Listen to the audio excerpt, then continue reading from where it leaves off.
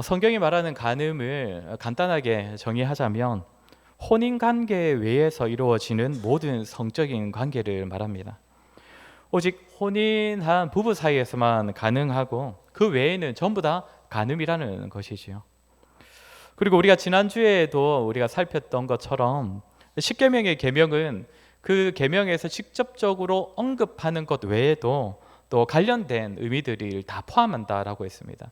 살인하지 말라는 육계명도 단지 생명을 죽이지 않는 것만이 아니라 다른 사람에게 상처를 입히는 것도, 그리고 다른 사람이 생명이나 그 육체적 피해에 손실을 입힐 수 있는 상황을 가볍게 여기는 것도 다 육계명을 범하는 모습이다라고 했었는데, 마찬가지로 간음하지 말라라는 계명에도 성과 관련되어 있는 다양한 가르침들이 다 포함되어 있다라고 볼 수 있습니다.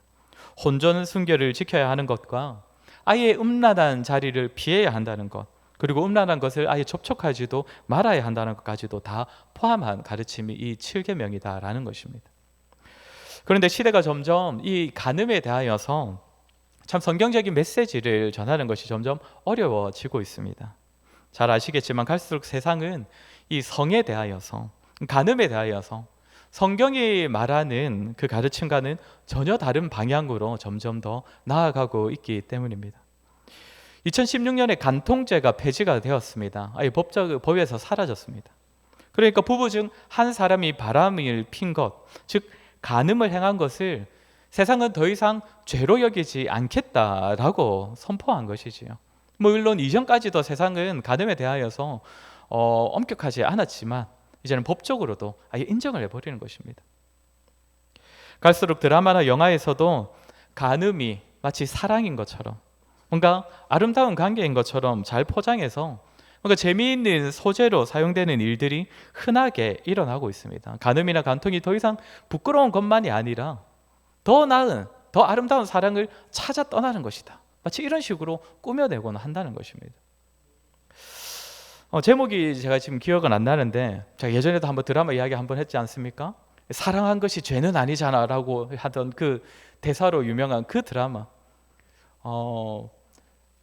저는 그것을 본 적은 없는데 이제 결말은 알고 있습니다. 여기 계신 분들 보지 마시라고 제가 결말을 지금 다 말씀드리겠습니다. 그 드라마의 끝은 그겁니다. 그러니까 한 남자가 바람을 피워가지고 본래 있던 그 가정을 떠나서 다른 가정을, 새로운 가정을 꾸밉니다. 그래서 그렇게 살면서 또 새로운 아이도 낳았는데, 그 남자가 마지막에는 예전 전 부인과 다시 바람을 피워가지고, 그러니까 다른 여자랑 바람 핀 게 아니라 전 부인과 다시 바람을 펴가지고 마지막에 이 비극적인 결말을 맞이하는 것이 그 드라마의 내용입니다. 볼 것도 없습니다. 그런데 이제 세상에서 굉장히 인기가 있었던 드라마지요.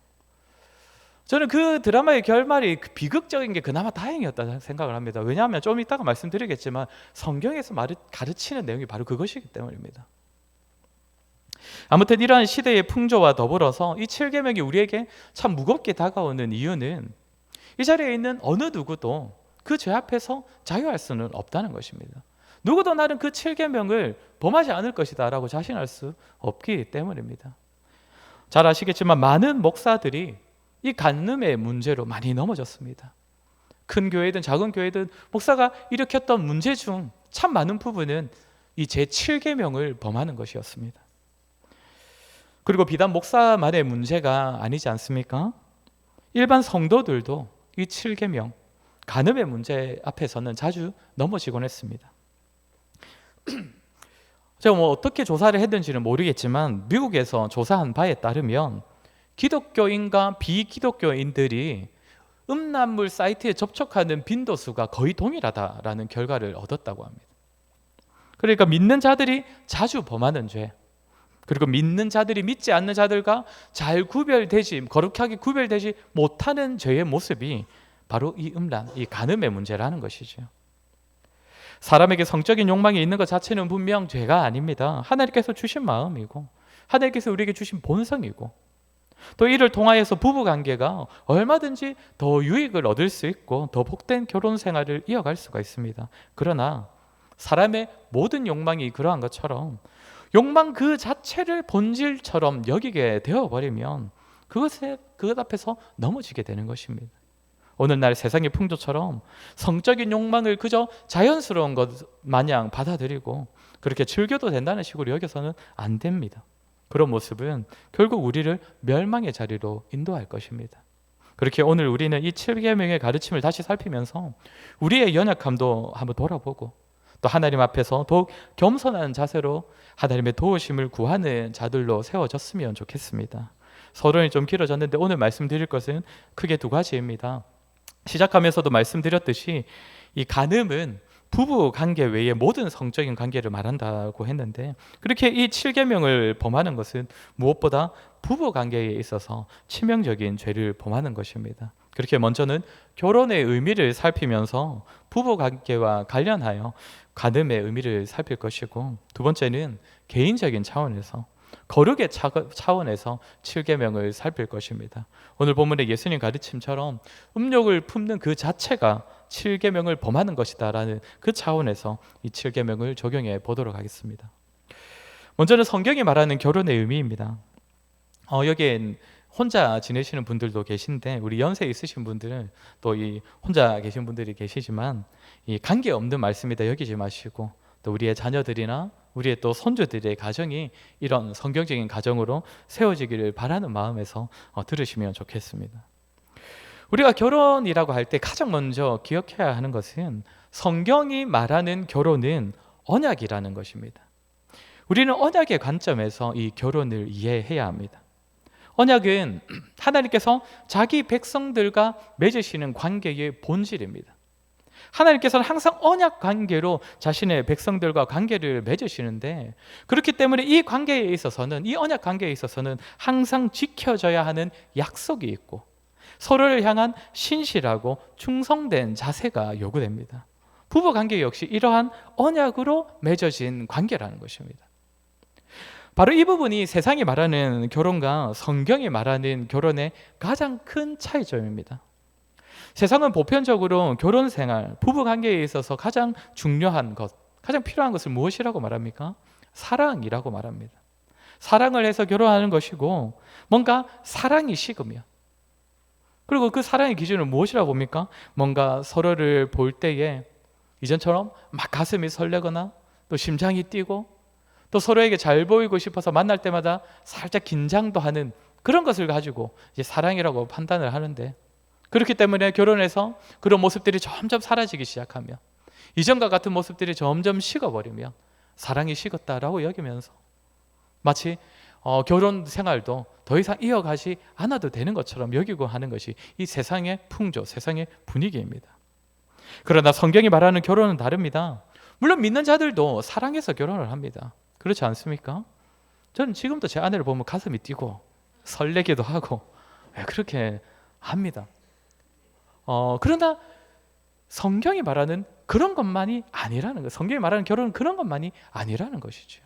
그런 가슴 뛰는 사랑이 전부가 아니라 오히려 하나님 앞에서 맺어지는 언약이라는 개념이 더더욱 중요한 결혼의 의미라는 것입니다. 그런데 여기서 더 중요한 것은 결혼은 언약인데 남편과 아내 두 사람만의 언약이 아니라는 사실입니다. 우리는 기독교 결혼 예식을 혼인 언약 예배라고 칭합니다. 혼인 가운데 언약을 맺는 자리라는 것인데 세상 사람들이 결혼하면서 그저 서로와 평생 사랑할 거라고 맹세하는 것과는 차이가 있습니다. 어떤 차이가 있습니까? 혼인 언약 예배는 반드시 하나님 앞에서 맹세를 합니다. 하나님의 이름으로 하나님 안에서 하나님 앞에서 언약을 맺는다는 것입니다. 그렇기 때문에 이 언약은 하나님과 부부, 그러니까 부부 두 사람만의 언약이 아니라 하나님 앞에서 하나님과 함께 맺어진 언약이라는 것입니다. 그렇게 이 혼인은 두 사람만의 당사자가 아니라 하나님께서도 함께 계신 언약이다 라는 그 사실을 기억해내야 한다는 것이지요. 그렇다면 당연히 혼인으로 언약을 맺은 부부 사이에도 필요한 것은 무엇이겠습니까? 물론 서로를 계속적으로 사랑하는 그 마음도 무엇보다 필요하지만 언약을 맺은 서로를 향한, 서로를 위한 그 신실함과 충성됨과 신뢰가 필요하다는 것입니다.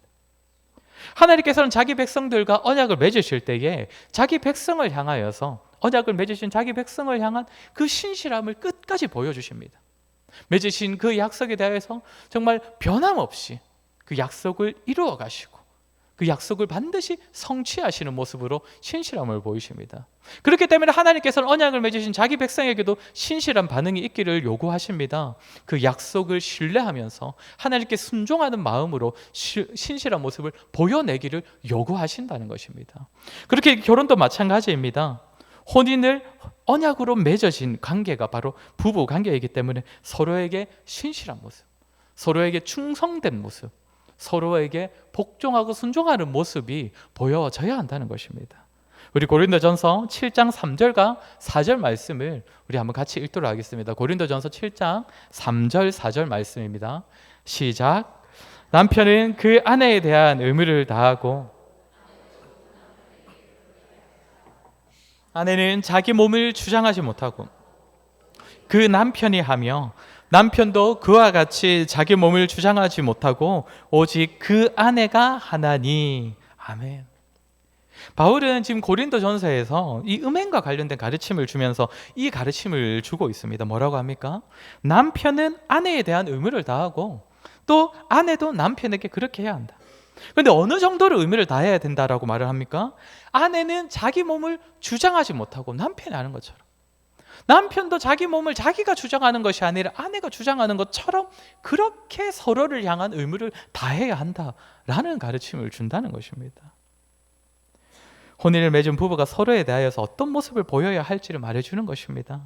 서로를 향한 의무를 다해야 하는데 서로를 향하여서 정말 신실한 모습을 보이고 충성되어야 하는데 어느 정도까지냐면 아예 내 몸을 내가 주장하지 못하는 것처럼, 나의 배우자가 주장하는 것처럼 그 정도로 서로를 향하여서 정말 신실한 모습을 보여낼 수 있어야 한다는 것입니다. 세상에서는 부부의 모습이 이러하다면 뭐라고 판단하겠습니까? 뭐라고 평가하겠습니까? 절대 좋게 보지 않을 것입니다. 미련하다고 할 것입니다. 아무리 부부라도 그래도 자기 자신이 우선 아니냐면서, 자신이 먼저 아니냐면서, 그래서 부부 사이에 지킬 선은 지켜야 한다면서 자신을 우선시해야 한다라고 말할 것입니다. 그러나 하나님께서는 부부를 그런 관계로 부르지 않으셨습니다. 부부는 그저 인간적인 친밀함으로 맺어진 그런 관계가 아닙니다. 하나님 안에서 맺어진 언약의 관계이기 때문에 서로를 향하여 진실하되 내 삶을 남편이 또 아내가 주장하는 것처럼 서로를 향하여 충성되고 신실한 모습을 보여야 하는 것이 바로 하나님께서 맺으신 언약 관계인 부부라는 것입니다. 여기서 더 나아가서 세상에서 처음으로 가정이 세워질 때의 기록을 보면 부부가 이루는 관계는 세상의 그 어떤 관계보다도 더욱 특별하고 심오한 관계라는 사실을 알 수가 있습니다. 우리 창세기 1장 22절부터 25절까지의 말씀을 한번 같이 읽도록 하겠습니다. 창세기 1장 22절부터 25절 말씀입니다. 같이 읽겠습니다. 시작. 여호와 하나님이 아담에게서 취하신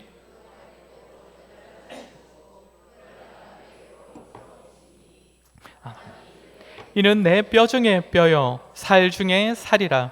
이것을 남자에게서 취하였은즉 여자라 부르리라 하니라. 이러므로 남자가 부모를 떠나 그의 아내와 합하여 둘이 한 몸을 이룰지로다. 아담과 그의 아내 두 사람이 벌거벗었으나 부끄러워하지 아니하니라. 아멘. 우리가 너무나 잘 아는 이 말씀인데 여기서 부부가 어떤 관계인지, 부부의 연합이 어느 정도인지를 우리가 잘 알 수 있습니다. 먼저는 부부는 근원이 같다라고 합니다. 남자에게서 취한 갈빗대가 여자가 존재하게 된 근원이다라고 합니다. 그렇게 아담은 자신의 아내를 보았을 때 뭐라고 했습니까? 당신은 내 뼈고 내 살이다. 그러니까 당신은 곧 나다라고 말을 하고 있는 것이죠. 게다가 24절에서는 부부는 분명 두 사람으로 존재하는데 한 몸을 이루는 존재다라고 말을 하고 있습니다.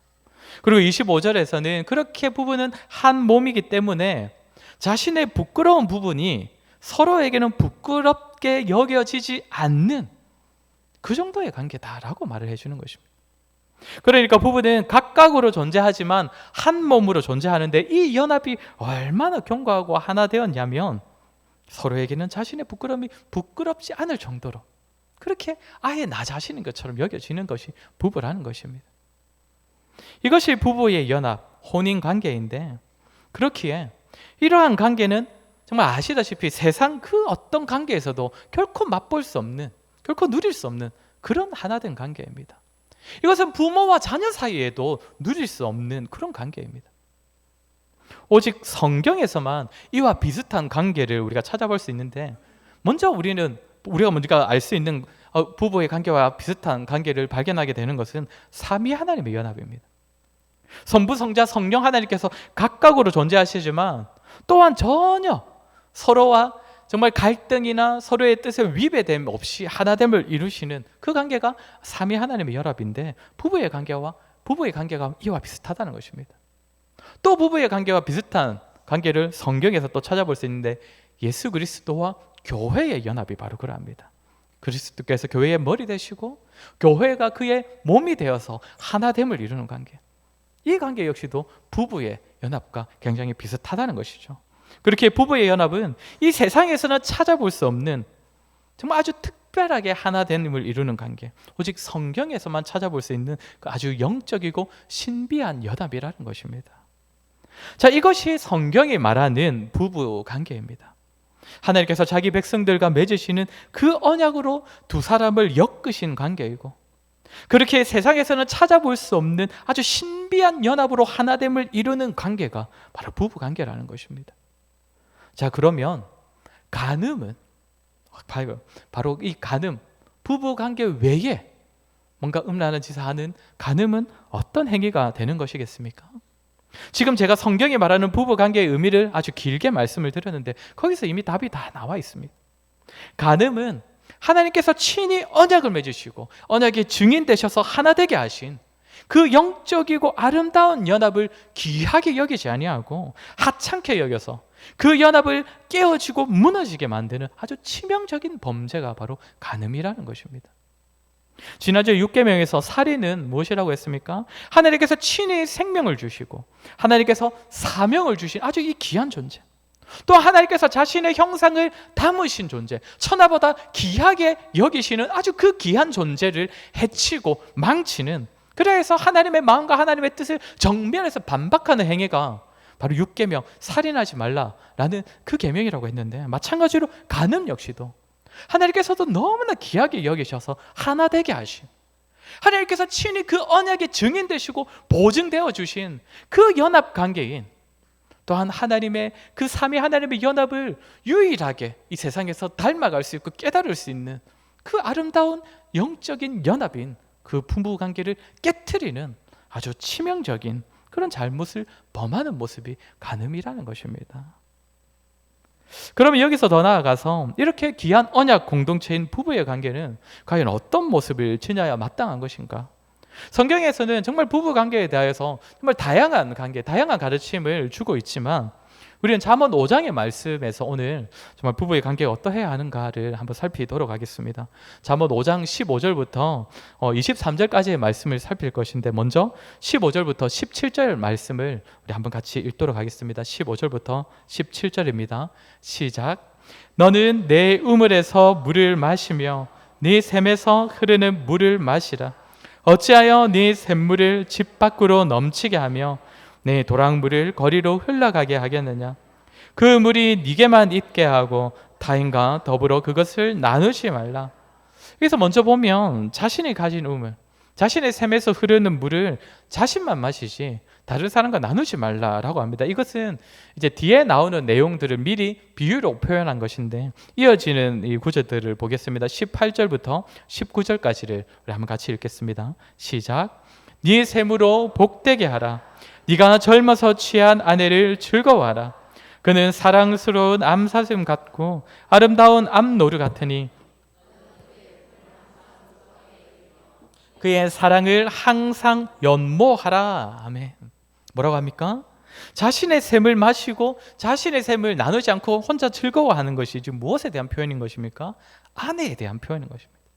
하나님께서 주신 아내를 즐거워하라.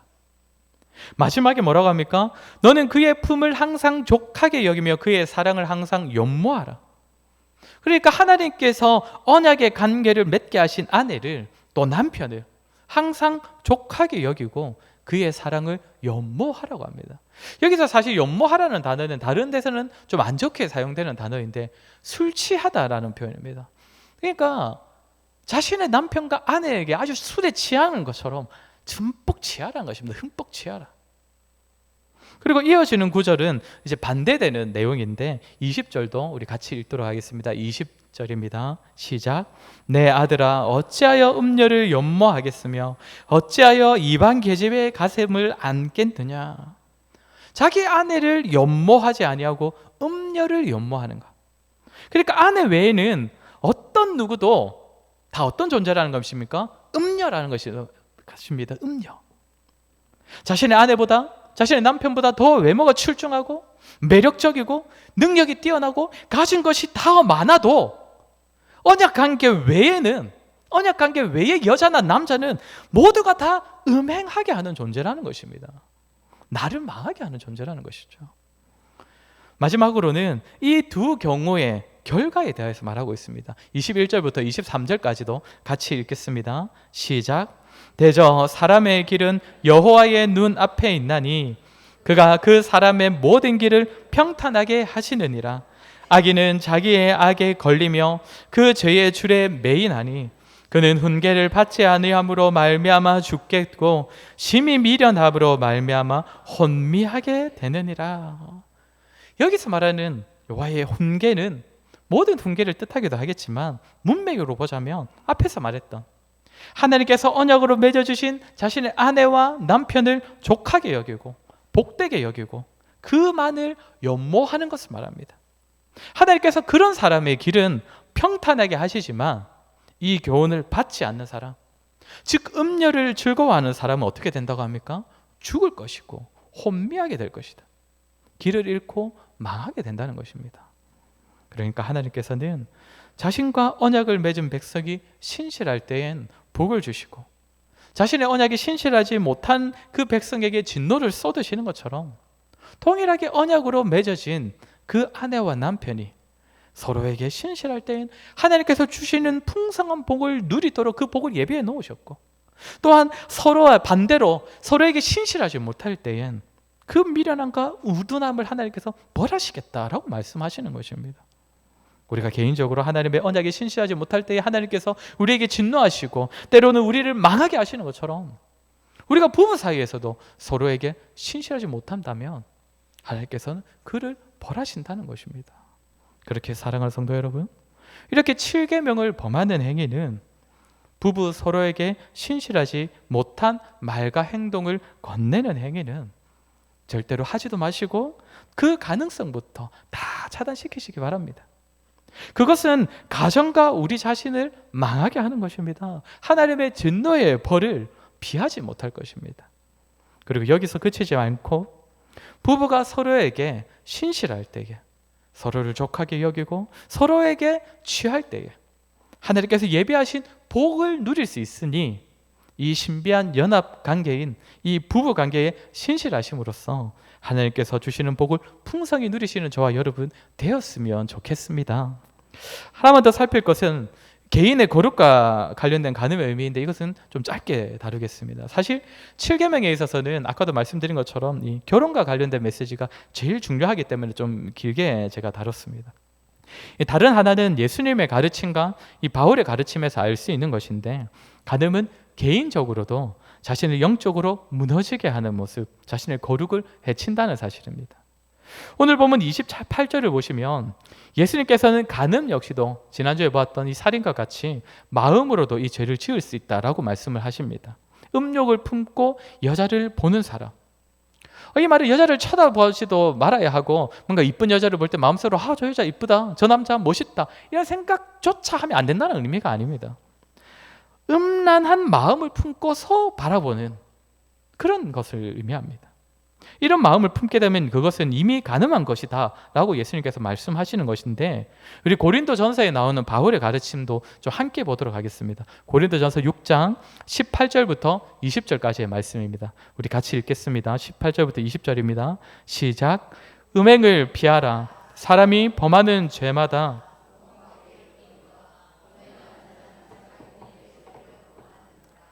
너희 몸은 너희가 하나님께로부터 받은 바 너희 가운데에 계신 성령의 전인 줄을 알지 못하느냐? 너희는 값으로 산 것이 되었으니 그런즉 너희 몸으로 하나님께 영광을 돌리라. 아멘. 바울이 가장 먼저 뭐라고 합니까? 음행은 자기 몸의 죄를 범하는 것이다 라고 하는데 19절을 보면 우리의 몸은 무엇이라고 합니까? 우리 가운데 계신 성령의 전이라고 합니다. 그러니까 바울은 음행은 성령의 전인 우리 몸의 죄를 범하는 것이다 이 말을 하는 것입니다. 그렇다면 음행은 성령의 전의 죄를 범한다는 것인데 그것이 어떤 의미겠습니까? 성령의 전을 성령의 전이 되지 못하게 해친다는 것입니다. 방해한다는 것이죠. 사람은 본래 거룩한 존재가 되지 못하지만 우리가 하나님을 믿을 때에 거룩한 영이신 성령께서 그 속에 거하심으로써 성전, 거룩한 전이 될 수 있는 것이고 그때 우리는 성도, 거룩한 백성이 될 수 있는 것입니다. 그런데 음행은 이 성령의 전에 죄를 범함으로써 성도가 성도로 세워지는 그 일, 성도가 거룩하게 되는 그 일을 방해한다는 것입니다. 물론 음행 한번 했다고 해서 하나님께서 한번 성도로 부르신 자의 구원이 취소되는 것은 아니지만 성령의 도우심으로 말미암아 거룩한 백성으로 살아내야 하는 성도들을 도저히 거룩하게 살지 못하도록 그의 삶에서 거룩을 망가뜨리는 그 행위가 바로 음행이라는 것이죠. 예수님께서 마음에 음욕을 품는 것이 이미 음행한 것이다, 이미 간음한 것이다 라고 말씀하시는 이유가 바로 이것입니다. 바울이 갈라디아서 5장에서 말하는 것처럼 우리의 마음은 우리의 육신의 소욕과 성령이 항상 다투고 있는 전쟁터와 같다고 하는데 이때 사람이 음욕을 품어버리며 음란한 생각을 품게 되면 사람의 마음은 자신의 육신의 소욕을 따르게 되고 반대로 성령을 밀어내게 되는 것이죠. 성령께서 그 사람의 속에서 일하시지 못하게 만들어 버린다는 것입니다. 그렇게 마음에서부터 성도가 성도답게 거룩하게 살지 못하도록 성령이 거하시는 성전답게 세워지지 못하게 만들어 버리는 것이 음욕을 품는 것이기 때문에 마음에 음욕을 품는 것은 우리의 거룩을 해치는 음행이라는 것입니다. 사랑하는 성도 여러분, 이처럼 행위로서의 간음만이 아니라 마음에 품는 음욕부터가 우리의 거룩을 해치는 요소로서 실제적인 간음과 다를 바 없다라는 사실을 꼭 기억하시기를 바랍니다. 나아가 동일한 차원에서 우리가 생각할 것은 사실 음욕만이 아닙니다. 음란한 생각만이 아닙니다. 우리가 어떤 쪽으로든 우리의 육신을 위하여서 우리 육신의 쾌락과 안락과 만족을 위하여서 그것을 마치 본질처럼 여기면서 마음에 품게 되는 모든 육신의 소욕은 사실상 우리 안에 계신 성령을 거스른다는 사실을 우리가 꼭 기억해야 합니다. 우리가 우리 육신의 만족을 위하여 품는 모든 욕망은 우리의 몸을 정말 거룩한 전답게, 성전답게, 성도답게 살지 못하게 만드는 영적 간음이라는 사실을 기억해야 한다는 것입니다. 사랑하는 성도 여러분, 오늘 우리는 간음에 대하여서 살폈습니다. 사실 참 쉽지가 않은 부분입니다. 자기 배우자만을 한평생 족하게 여기고 그 배우자만을 사랑하면서 정말 복되게 여기는 것, 그리고 마음에 음욕을 품지 않는 것, 여기서 더 나아가 음욕만이 아니라 육신의 쾌락을 좇는 그 모든 마음, 그 모든 마음의 정욕을 버리는 삶은 결코 쉽지 않은 삶입니다. 그렇지 않습니까? 과연 우리가 이런 삶을 살 수 있기는 한가? 그러나 성도 여러분, 그런 삶을 사는 것이 쉽지는 않더라도 결코 불가능한 것은 아닙니다. 우리 마지막으로 갈라디아서 5장 16절 말씀을 같이 읽도록 하겠습니다. 갈라디아서 5장 16절 말씀입니다. 시작. 내가 이르노니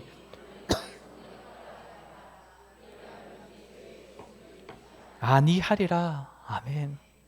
이 구절 뒤에 나오는 내용은 음행을 비롯하여서 육체를 따르는 여러 모습들과 또 성령을 따르는 모습들, 우리가 잘 아는 그 성령의 9가지 열매라 부르는 그 구절들이 이 뒤에 다 이어집니다. 바울은 어떻게 하라고 하는 것입니까? 육체를 따르는 그 여러 가지 모습들은 피하고 멀리하고 또 성령을 쫓아서 성령을 따르는 삶, 성령의 열매를 맺으며 살기를 힘쓰면 우리가 육체의 욕심을 이루지 아니할 수 있다라고 말을 하는 것입니다. 아니할 수 있다고요. 왜 그렇습니까? 우리가 성령을 따라 행할 때에 그 결과는 우리에게 달려있는 것이 아니라 바로 우리 안에 계신 성령께서 이루시기 때문입니다. 그렇게 사랑하는 성도 여러분, 때때로 우리가 육신의 소욕 때문에 넘어질 때가 있겠지만, 때때로 실수와 잘못을 범할 수도 있겠지만, 그때 낙담하지 마시고, 낙담하는 것에서 멈추지 마시고, 또한 반대로 어쩔 수 없는 것이라면 자신의 삶을 계속적으로 방종하지도 마시고, 다시금 우리 안에 계신 성령 하나님을 의지함으로써 성령을 따라 행하시기를, 성령의 열매 맺는 삶에 힘쓰시기를 간절히 바랍니다. 그때 이 성령께서 우리를 도우셔서 우리로 하여금 성령의 전답게 거룩한 백성으로 세워지게 하실 것입니다. 저와 여러분 날마다 조금씩 성령의 도우심으로 말미암아 신앙의 연수가 쌓여갈수록 조금씩 더욱더 성도답게 세워지는 은혜가 있기를 주의 이름으로 간절히 소원합니다. 우리 시간 말씀을 기억하며 같이 기도하도록 하겠습니다. 우리의 모습을 돌아보며 한번 같이 기도했으면 좋겠습니다. 하나님께서 허락하신 나의 아내, 나의 남편을 하나님께서 허락하신 최고의 복인 줄 알고 족하게 여기며 서로에게 신실한 삶을 살아갈 수 있도록 도와주시옵소서. 우리의 가정이, 또 우리 자녀의 가정이 언약을 맺은 부부답게 참 성도의 가정으로 세워지게 하여 주시옵소서. 또한 기도할 때에 특별히 우리 개인의 거룩함을 위해서 기도합시다. 하나님, 음란을 비롯하여서 우리 육신의 만족과 쾌락을 누리고자 하는 그 육신의 소욕들을 우리가 다 버리고 성령을 쫓아 행하는 삶을 살아갈 수 있도록 도와주시옵소서. 우리 시간 들은 말씀을 기억하며 우리 한번 같이 기도하도록 하겠습니다. 기도하겠습니다.